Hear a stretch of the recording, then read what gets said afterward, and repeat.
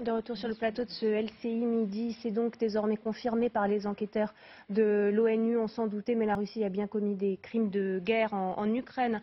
Un premier rapport fait état d'exécutions, de tortures, de violences sexuelles, de viols commises par l'armée russe. Et c'est dans ce contexte qu'on en sait plus sur ces corps retrouvés à Izium, dans une zone forestière, non loin de la ville, libérée il y a quelques jours par les Ukrainiens lors de leur contre-offensive.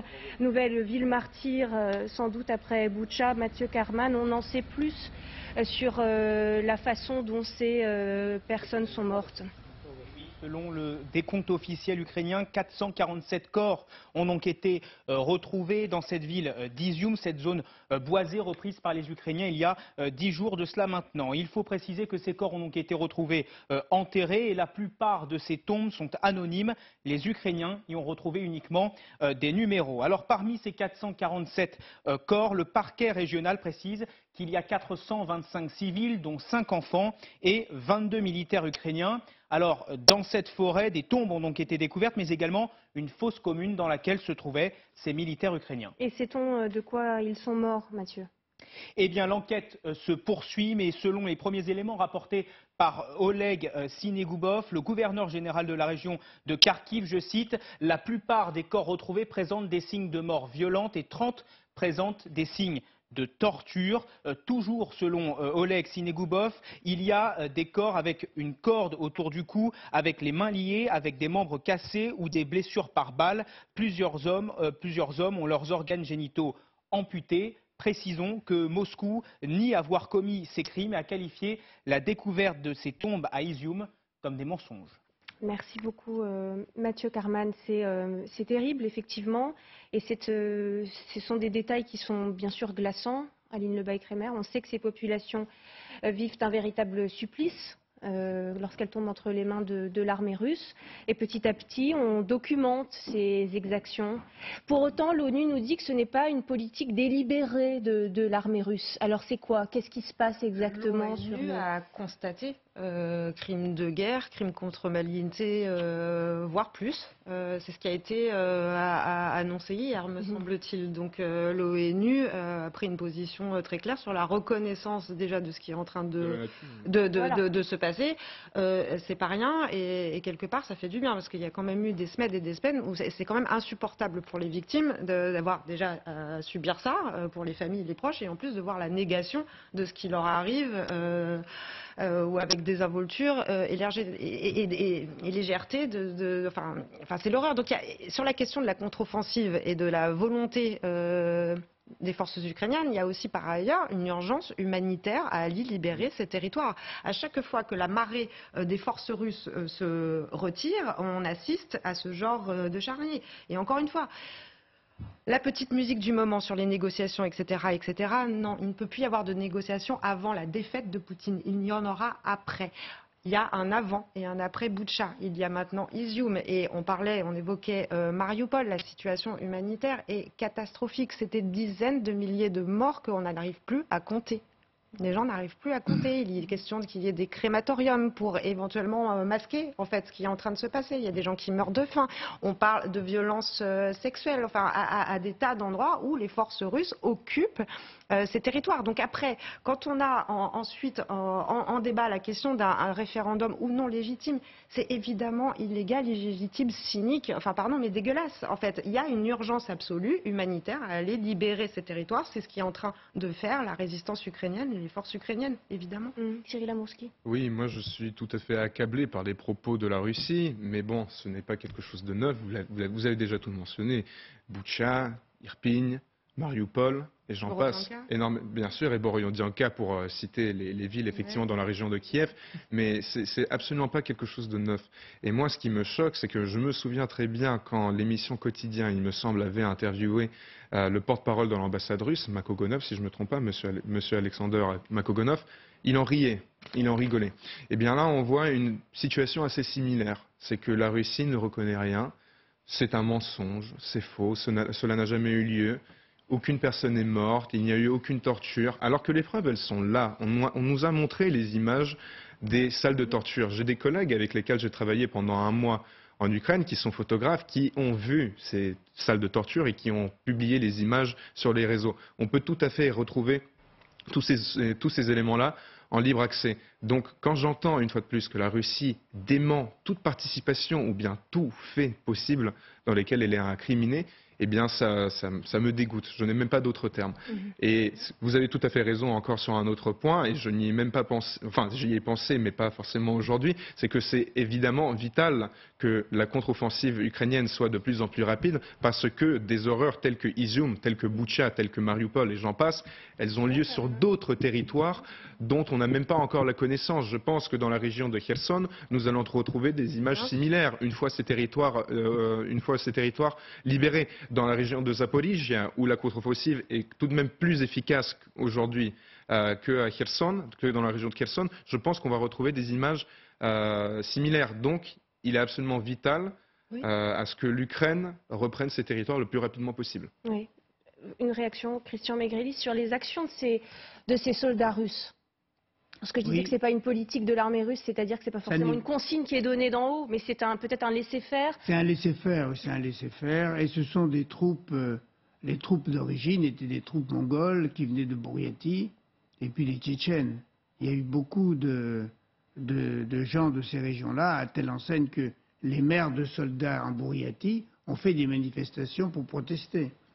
Et c'est des gens qui n'ont aucune affinité particulière avec les Ukrainiens, ni par conséquent, pour eux, on leur dit tuer, ils tuent, et en même temps, on s'amuse, quoi, à massacrer. Oui, pardon, mais ce qui est vertigineux, et si je puis me permettre, tout de même, les bouchers de Boutcha ont été décorés par le pouvoir. Ils ont été récompensés. Exact. Donc, je ne suis pas sûre qu'il y ait juste un bazar dessous. Non, je pense que c'est un peu plus, à minima, travailler. Ça sera démontré à l'avenir, c'est qu'il y avait une volonté délibérée de terreur. Ce que l'on sait, en revanche, ce qui se passe sur le terrain, ce que l'on sait, ce qui est prouvé, ce qui est fait, ce qui est documenté, c'est qu'on a d'un côté, et sur l'espace informationnel en Russie, des chaînes de propagande, des propagandistes qui appellent au meurtre, à la haine, à l'extermination, à l'effacement du peuple ukrainien, de l'éclat. C'est un discours, pardon, mais qui ressemble à un discours fortement génocidaire. Et donc, qu'est-ce qu'il se passe aux surprises? En bout de chaîne, on tue, on pille, on viole, on torture, on émascule. Oui. Sur Izium, on a retrouvé, c'est d'une violence et d'une barbarie absolue, ce qui se passe sur le terrain. Et il y a un lien entre les discours qui sont tenus de façon institutionnelle, de façon journalistique, de façon politique, de façon même des cinéastes, des intellectuels, et pas que des ultranationalistes au passage, ou en tout cas étiquetés comme elles, parce qu'ils le sont de fait. Qui mènent sur le terrain en arrivée là. Mais il y a un lien évident entre la barbarie prônée et la barbarie effective sur le terrain. Je pense que vous ne devriez pas vous excuser pour le terme de génocide, parce que c'est effectivement ce qui se passe, qu'on soit très clair, il faut appeler les choses telles... Non mais bien sûr, mais ce que je veux dire c'est qu'il faut appeler les choses telles qu'elles sont, c'est un génocide très clairement. Et ensuite, pourquoi est-ce que ce sont les bouriates, pourquoi est-ce que ce sont les minorités ethniques russes qui commettent ces crimes? Parce que c'était exactement la même chose à Boutcha, en tout cas à Boutcha et dans la région de Kiev. Eh bien parce que c'est une analyse, peut-être qu'elle est fausse, mais c'est une analyse qui est partagée par plusieurs experts, c'est que dans ces régions-là, eh bien, les populations sont extrêmement pauvres. Lorsque certains bouriates ont vu l'utilisation de tapis dans des appartements d'Ukrainiens, ils ont dit que c'était un symbole de richesse. Ça vous montre déjà le niveau de pauvreté de ces populations. Ça n'explique pas le passage aux actes de torture et d'émasculation. Entre autres, si. Non, mais bien sûr que ça n'explique pas. Enfin, personne ne peut justifier cela. Je ne suis pas en train de dire cela. Mais ce que j'essaie de dire, c'est que ces personnes-là ont une haine terrible envers les Ukrainiens parce que ils sont jaloux. Vous nous dites. Oui, non, mais c'est clairement une jalousie. Ils se disent pourquoi nous, en Russie, dans la grande Russie, nous avons si peu d'argent, nous sommes si pauvres, alors que les Ukrainiens, dont ils ont probablement quasiment jamais entendu parler, en réalité, parce que c'est un pays qui se situe à des milliers de kilomètres de chez eux, eh bien, comment est-ce que c'est possible que ces gens-là, ils puissent vivre mieux que nous? Donc c'est un sentiment de jalousie, et c'est pour cela qu'ils massacrent à tout va, c'est pour ça qu'ils se vengent. Et d'ailleurs, je tiens à rappeler qu'une personnalité ukrainienne très connue, un jeune, Roman Ratushny, qui a été tué le 9 juin, justement, autour de la ville de Izium,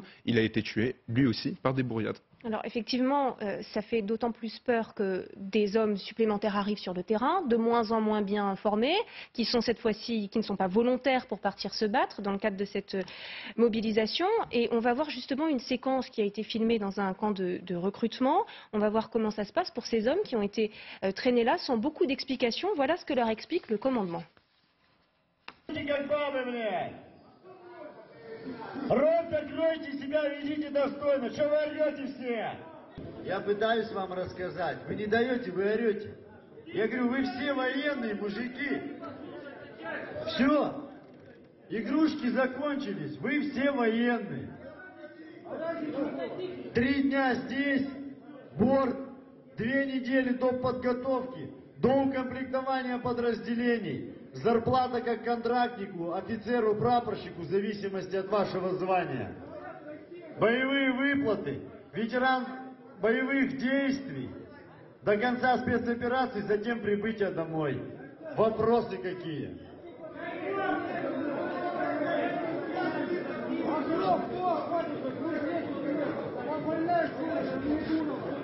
С работы вас никто не уволит. У вас работа, все зарезервировано. Ваше рабочее место. Bon, il y a plusieurs choses dans cette séquence. Il y a tout d'abord l'absence de formation. On leur dit dans 2 semaines, grosso modo, vous êtes sur le terrain de cette opération spéciale. La deuxième chose qu'on entend, c'est qu'ils partent bien sur le terrain de l'opération spéciale, puisqu'on se posait la question tout à l'heure. Oui. Et la troisième, c'est qu'ils sont inquiets pour leur emploi.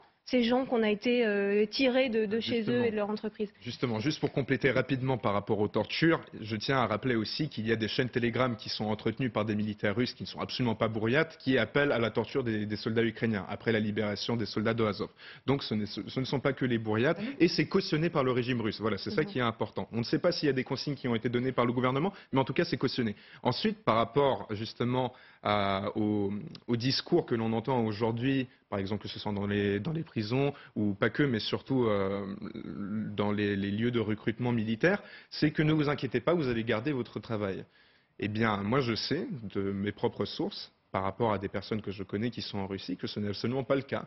Il y a par exemple hier eu un moment où un commissaire militaire est rentré dans une usine et ils ont distribué à peu près 30 billets militaires en disant voilà vous allez être mobilisés et on leur a dit vous allez perdre votre travail. Et toutes ces 30 personnes-là ont perdu leur travail. Donc c'est un mensonge complet. Le plus important, une fois de plus, pour le régime aujourd'hui, c'est de mobiliser le plus de troupes possible d'une façon complètement chaotique parce qu'on a vu aussi qu'il y avait des ingénieurs en informatique qui ont été mobilisés alors que techniquement ce n'est pas possible et surtout que celui-ci n'avait pas fait son service militaire donc c'est encore moins possible en théorie. Et que ça va impacter l'économie en plus. Il y a 2 choses. Il y a la théorie, il y a ce qui se passe de fait. C'est-à-dire qu'on va peut-être en arriver à une étape où, par exemple, mon grand-père de 67 ans, qui est handicapé, va peut-être lui aussi être mobilisé, parce que colonel, parce qu'il a une expérience militaire. Au final, on ne sait pas du tout à quoi va mener cette mobilisation, et je n'aime pas le terme d'ailleurs de mobilisation partielle. Pour moi, c'est une mobilisation graduelle, qui, pour l'instant, est peut-être à sa première étape, mais voilà, c'est sa première étape. Ça va continuer, ce n'est que le début, et j'en suis convaincu. Des réactions sur ce qu'on vient de voir, Christian Maigrelis?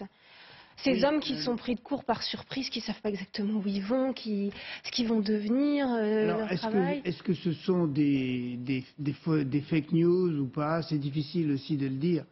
Mais, alors la vidéo qu'on diffuse a été authentique. Mais moi, le témoignage que j'ai du terrain par mon fils qui est sur place et puis par des collaborateurs, c'est que tout le monde est très inquiet, que ceux qui ont pu partir se sont dépêchés de partir, que depuis on a bloqué toutes les issues pour que personne ne parte.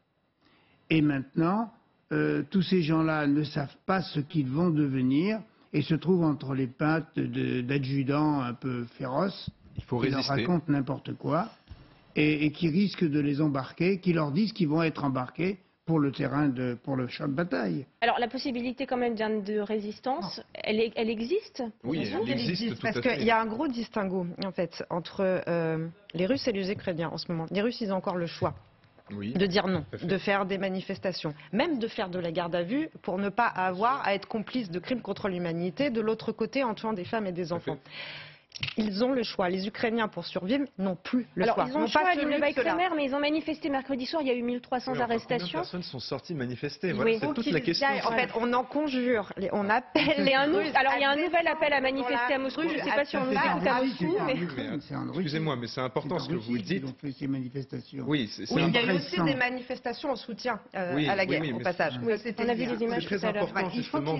C'est très important de mentionner justement les manifestations qui ont lieu, parce que combien de personnes sont réellement sorties manifester? Dans un pays de 147 millions d'habitants, il y a eu quelques milliers dans tout le pays qui sont sortis. Je rappelle que le Maïdan, dans une ville comme Kiev, où la population est de 3 millions de personnes, il y a eu 1 million de personnes qui sont sorties au bout d'une semaine. Aujourd'hui, on voit quelques milliers de personnes dans tout le pays.